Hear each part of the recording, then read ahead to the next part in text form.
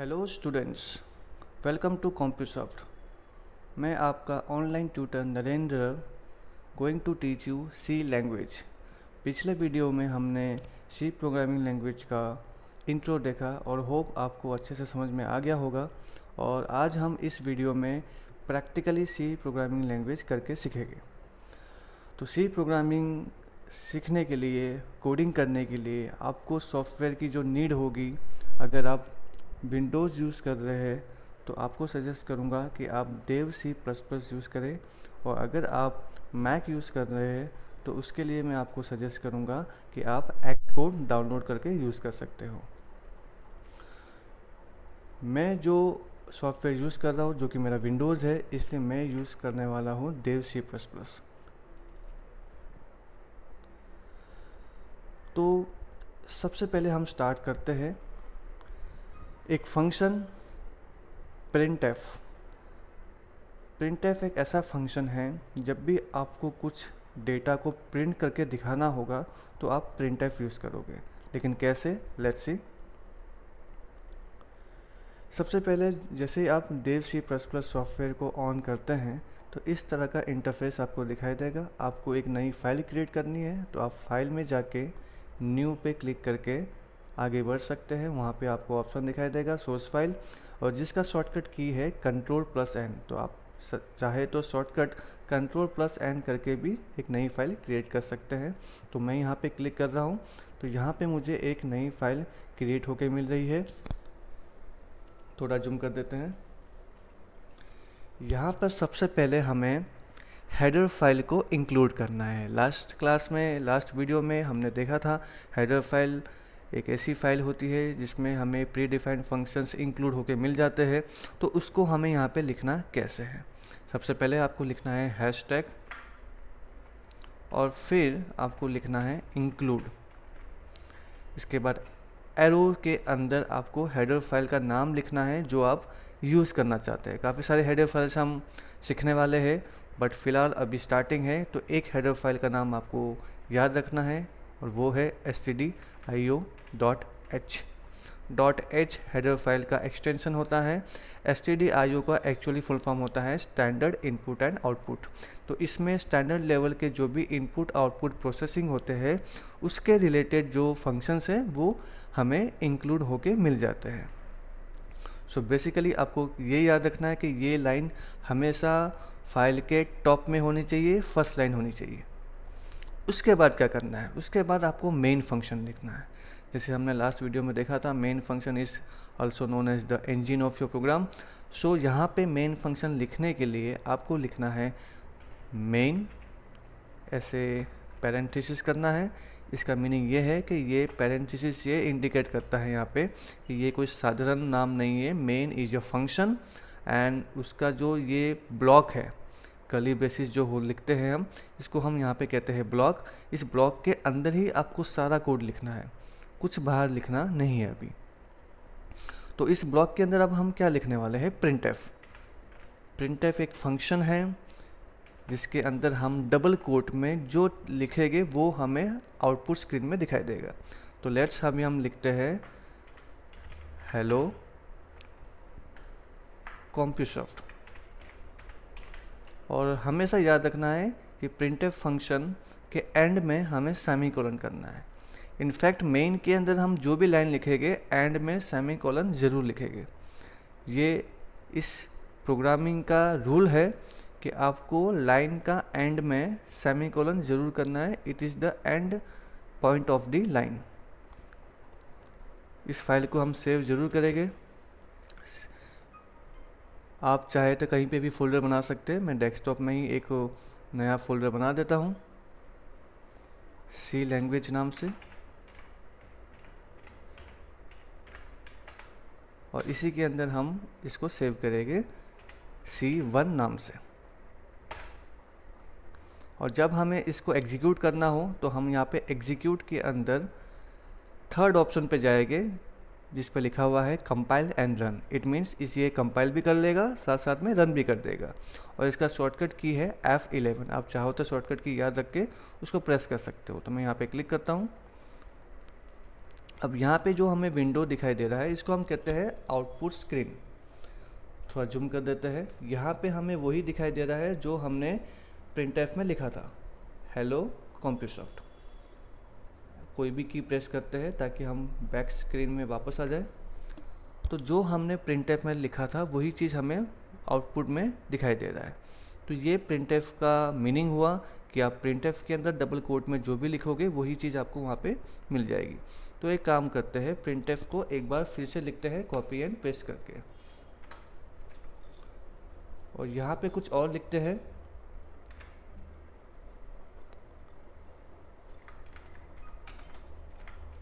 Hope you enjoy the class.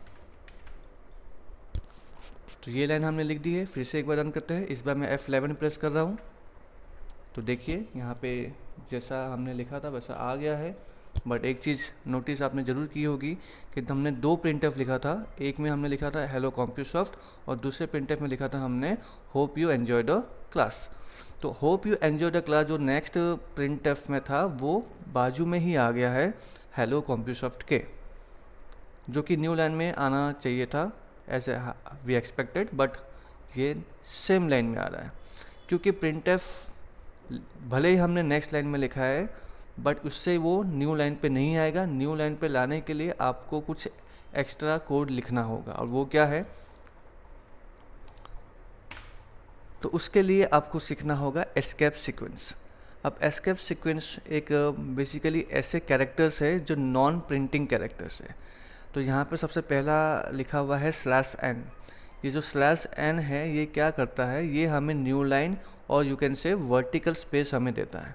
तो यहाँ पे भी हमें जो न्यू लाइन वर्टिकल स्पेस चाहिए तो हम कैसे यूज़ करेंगे, तो हेलो कॉम्प्यूसॉफ्ट के बाद लास्ट में डबल कोट के अंदर ही हम ऐसे /n लिख देंगे। तो इससे होगा क्या, जब भी हम इसको एग्जीक्यूट करेंगे तो हमें न्यू लाइन मिल जाएगा। और अगर हम दो लाइन स्किप करना चाहते हैं, लीव करना चाहते हैं, तो हम 2 बार भी लिख सकते हैं। अगर आपको 3 बार लिखना है तो आप 3 बार भी लिख सकते हो। और जब इसको एग्जीक्यूट करोगे तो उतनी लाइन स्किप होके आपको नेक्स्ट लाइन मिल जाएगी।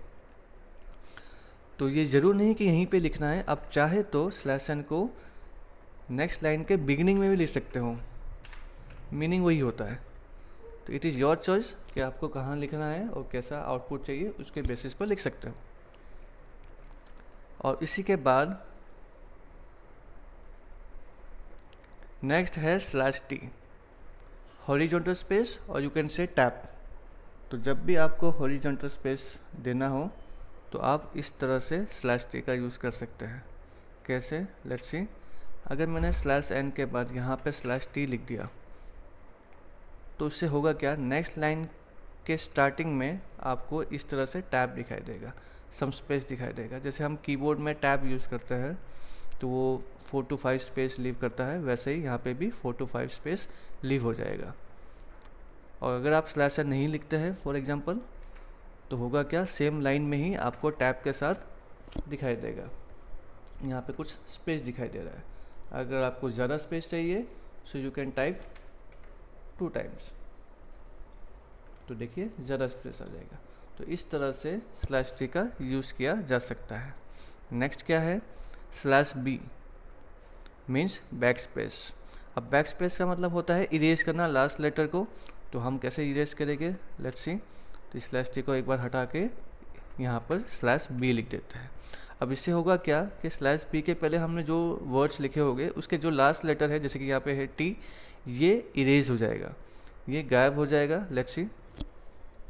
तो आप देखिए कॉम्प्यूसॉफ्ट में ये जो t था वो अब आपको दिखाई नहीं दे रहा है, उसके बाद जो भी है वो दिखाई दे रहा है। तो इस तरह से कोई भी लेटर को इरेज करना हो एट दैट पॉइंट आपको /b लिखना होता है। सो ये इतना कंपलसरी नहीं है, बट ठीक है, आपको पता होना चाहिए कि /b का यूज़ क्या है। तो ये सारे जो 3 लेटर्स हमने देखे /n, /t, /b, इसको हम कहते हैं एस्केप सीक्वेंस। ओके, नेक्स्ट हम ये देखने वाले हैं कमेंट्स क्या होते हैं, कमेंट्स इन C। कमेंट का मतलब होता है ऐसी लाइन जिसको हम एग्जीक्यूट नहीं करवाना चाहते हैं, जस्ट लिखना चाहते हैं for readable only, not executable. अगर हमें एक लाइन का कमेंट लिखना है तो हम यूज़ करेंगे सिंगल लाइन कमेंट, और इसके लिए हमें उस लाइन के बिगिनिंग में डबल स्लैश करना होता है। जैसे कि फॉर एग्जांपल मुझे यहाँ पे प्रिंटफ के बारे में कुछ लिखना है कि this is use to print data. अब ये लाइन ऐसे तो मैंने लिख दिया है, बट मैं जब इसको F11 प्रेस करके एग्जीक्यूट करूँगा तो ये मुझे इस लाइन पे पॉइंट कर रहा है, एक्चुअली एरर शो कर रहा है कि invalid use of these what ever. तो इस लाइन को कमेंट करने के लिए हमें यहाँ पे इसके बिगिनिंग में डबल स्लैश कर देना है। इस तरह से आपको दिखाई देगा। This line is non executable, it means this is a comment. When you run the program you will see code is executing. तो ये लाइन आपको आउटपुट स्क्रीन में दिखाई नहीं देगा because it is a comment, it is only readable line. तो जब भी हम बहुत बड़े लेवल के प्रोग्राम लिखते हैं तो कुछ लाइन ऐसी होती है जिनको हम किस पर्पज़ से लिखे हुए हैं वो हमें कमेंट फॉर्म में लिख देना चाहिए। तो अगर आपको बहुत बड़े लाइन के कमेंट्स लिखना है, फॉर एग्जांपल कुछ पैराग्राफ वाइज कुछ लिखना है और सभी को कमेंट करना है, तो या तो आप सभी के स्टार्टिंग में डबल स्लैश कर दीजिए या फिर शुरुआत में स्लैश स्टार लिखिए और एंड में स्टार स्लैश लिख दीजिए। इससे होगा क्या, इन सभी को कमेंट कर दिया जाएगा। ये भी एक अच्छा वे है कमेंट करने का मल्टीपल लाइन के लिए। तो जब भी आपको मल्टीपल लाइन का कमेंट करना हो तब आपको स्लैश स्टार स्टार स्लैश करके यूज़ करना है।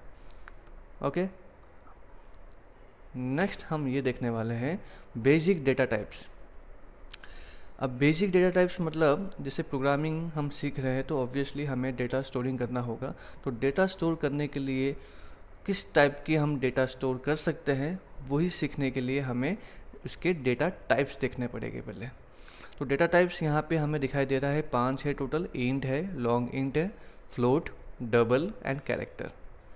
तो इंट की जो कैपेसिटी साइज है स्टोरिंग कंप्यूटर में जो स्टोर होता है उसकी लिमिट जो है 2 से 4 तक या 2 या 4 बाइट का स्टोरेज होता है। लॉन्ग इंट का होता है 4 और 8 बाइट्स, फ्लोट का 4 बाइट्स, डबल का 8 बाइट्स एंड कैरेक्टर का 1 बाइट। तो इंट बेसिकली होता क्या है, इंट मीन्स इंटीजर। इंटीजर मतलब ऐसे नंबर्स जो नेगेटिव हो सकते हैं, पॉजिटिव हो सकते हैं, जीरो भी हो सकते हैं, बट डेसिमल नहीं हो सकते। तो विदाउट डेसिमल जो नंबर्स होते हैं उनको हम इंटीजर कहते हैं। लॉन्ग इंटीजर में इंटीजर ही होता है बट लिमिट थोड़ी ज़्यादा हो जाती है, ये भी नॉन डेसिमल होते हैं। फ्लोट में होता है डेसिमल नंबर्स जिसकी डेसिमल डिजिट्स की जो लिमिट रहेगी वो 6 डिजिट तक रहेगी।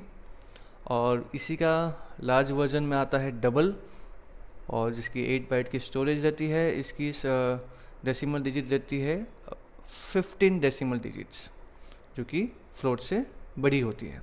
और लास्ट में लिखा हुआ है कैरेक्टर, मतलब ओनली सिंगल लेटर की बात हो रही है। तो सिंगल लेटर जब भी स्टोर करना हो तब आपको कैरेक्टर यूज़ करना है। और यहाँ पे लास्ट में आपको दिखाई दे रहा होगा फॉर्मेट स्पेसिफायर। अब ये फॉर्मेट स्पेसिफायर क्या होता है, जब भी ऐसे डेटा को हम प्रिंट करना चाहेंगे, भले वो इंटीजर हो, लॉन्ग इंटीजर हो, फ्लोट, डबल कैरेक्टर, तब आपको ये फॉर्मेट स्पेसिफायर यूज़ करना होगा। तो लेट्स सी विथ एग्जांपल। तो इसको हम हटाकर सबसे पहले इंटीजर को यूज़ करना समझते हैं। तो इंट को यूज़ करना हो तो आपको लिखना होगा इंट, फिर आप ले लीजिए कोई भी अल्फ़ाबेट एज ए वेरिएबल, जैसे हम मैथमेटिक्स में कभी लिखते हैं लेट एक्स इक्वल्स टू 0, वैसे ही यहाँ पे एक एक्स ले लीजिए और इसके अंदर हम लिख देते हैं 100। लास्ट में सेमीकोलन नहीं भूलना है, इट इज़ वेरी कंपलसरी। दूसरा एक वेरिएबल ले लेते हैं y और इसके अंदर हम लिख देते हैं 50। एक और ले लेते हैं इंट z और इसके अंदर हम लिख देते हैं x प्लस y। तो बहुत ही सिंपल 3 लाइन लिखा है हमने। x में हमने पहले 100 को स्टोर किया, y के अंदर हमने 50 और z के अंदर x और y का एडिशन। अगर हम printf लिखना चाहें तो कैसे लिखेंगे, printf में हम लिख देते हैं सपोज एडिशन इज, और यहाँ पे हम z का जो भी आंसर है, z में जो भी आंसर है वो प्रिंट करना चाहते हैं। अगर हम ऐसा लिख देते हैं फॉर एग्जांपल और इसको एग्जीक्यूट करूँगा तो ऑब्वियसली मुझे कैसा आउटपुट मिलेगा, एडिशन इज z, जैसा लिखा है वैसा एग्जैक्टली मिल जाएगा। तो this is not we expected, तो ये तो हमें नहीं चाहिए। तो हमें यहाँ पे z नहीं चाहिए, z के अंदर रखा हुआ नंबर चाहिए। सो अगर हम z को यहाँ से हटा के बाहर कोमा करके लिख देते हैं कुछ इस तरह से, फिर रन करते हैं, तो क्या हमें मिला? नहीं, अभी तो z भी नहीं आ रहा है। तो कैसे आएगा? तो z हमारा इंटीजर है और हमने अभी यहाँ पे देखा इंटीजर को प्रिंट करना हो तो हमें आइधर %d या फिर %i लिखना होता है। तो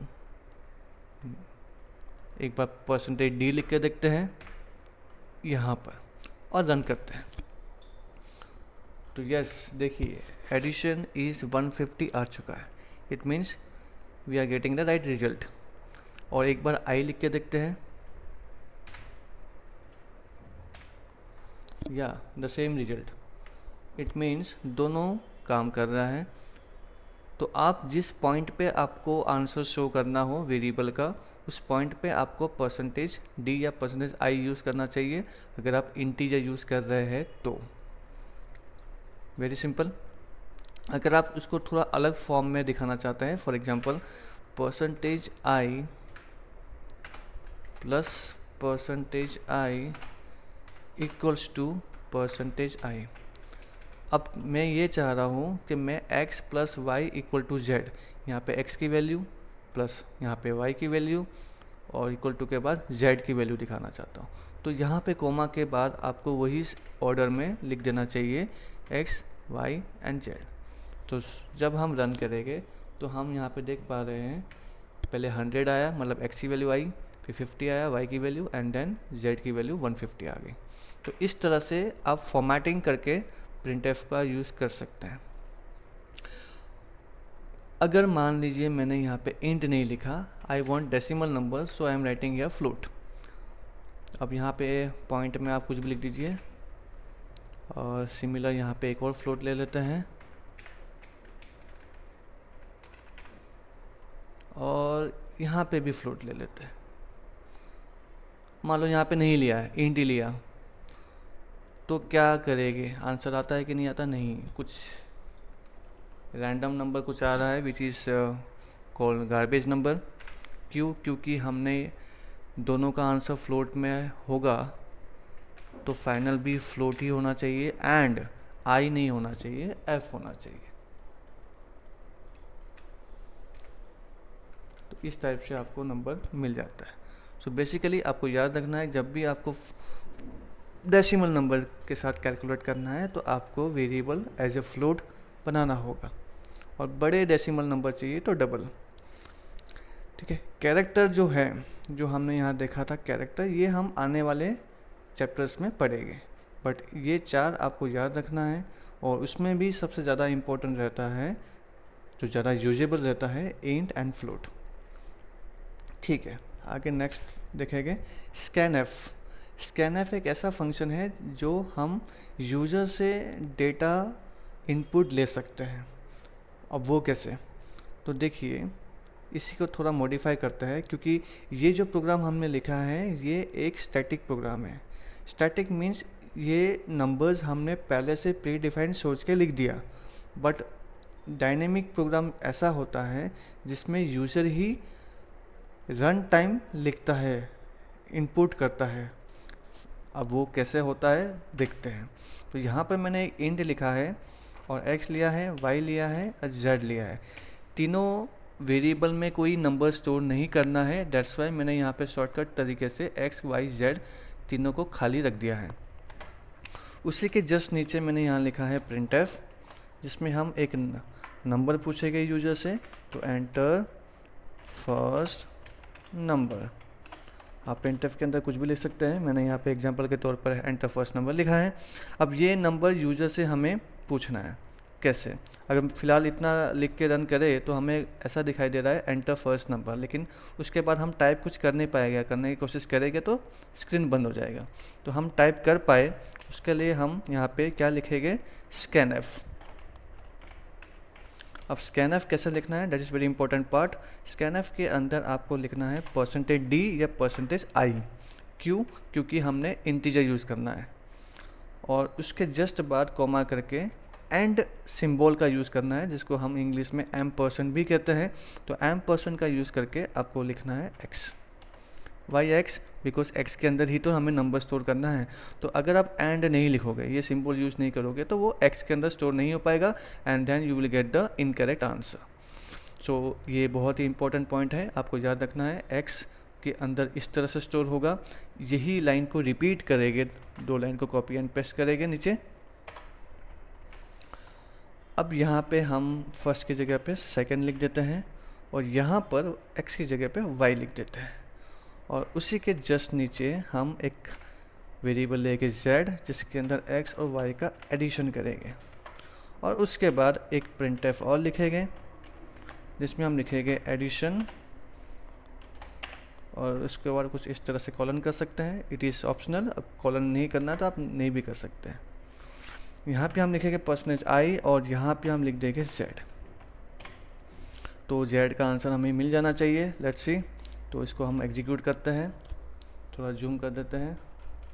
तो यहाँ पे हमें दिखाई दे रहा है एंटर फर्स्ट नंबर, और ये ब्लिंक कर रहा है कर्सर, ये वेट कर रहा है कि हम कुछ नंबर टाइप करें। तो let's type any number, suppose 72, the second number is 35, so here I will get 107। तो दोनों का एडिशन 107 होता है, विच इज़ एब्सोल्युटली करेक्ट। फिर से एक बार एग्जीक्यूट करते हैं। इस बार कोई नंबर लिखते हैं जो डेसिमल हो, सपोज 18.35। तो वहाँ से ही उसने डिसकनेक्ट करके चीज़ें को ख़राब कर दिया। क्यों ऐसा हुआ? क्योंकि मैंने डेसिमल लिख दिया। तो ऑब्वियसली डेसिमल अगर आपको चाहिए तो आपको यहाँ पे फ्लोट लिखना चाहिए था, और फ्लोट लिखना है तो ऑब्वियसली यहाँ पे %i नहीं f आएगा, एंड फाइनल आंसर भी f में आएगा। सो अब आप अपने हिसाब से कोई भी नंबर आप पॉइंट में, डेसिमल्स में लिख सकते हैं, तो उसके हिसाब से जो भी आंसर बनता होगा वो आपको लिख के दे देगा। तो इस टाइप से फ्लोट का यूज़ कर सकते हैं। होप आपको समझ में आ रहा होगा। तो ये है स्कैनफ का यूज़। अब ऐसे बहुत सारे क्वेश्चंस आप सॉल्व कर सकते हैं जिसमें प्लस, माइनस, मल्टीप्लाई, डिवाइड, कुछ भी टाइप का अरिथमेटिक कैलकुलेशंस कर सकते हो। तो ये कुछ एग्जांपल्स हैं, कुछ मतलब क्वेश्चंस हैं जिसको आप सॉल्व करके ऐसे ऐसे क्वेश्चंस को प्रैक्टिस कर सकते हो, और कोई भी दिक्कत आए तो मुझे ज़रूर पूछ सकते हो। सो स्टूडेंट्स, आज के लिए इतना ही। मिलते हैं नेक्स्ट वीडियो में। Till then keep learning, keep exploring. Thank you.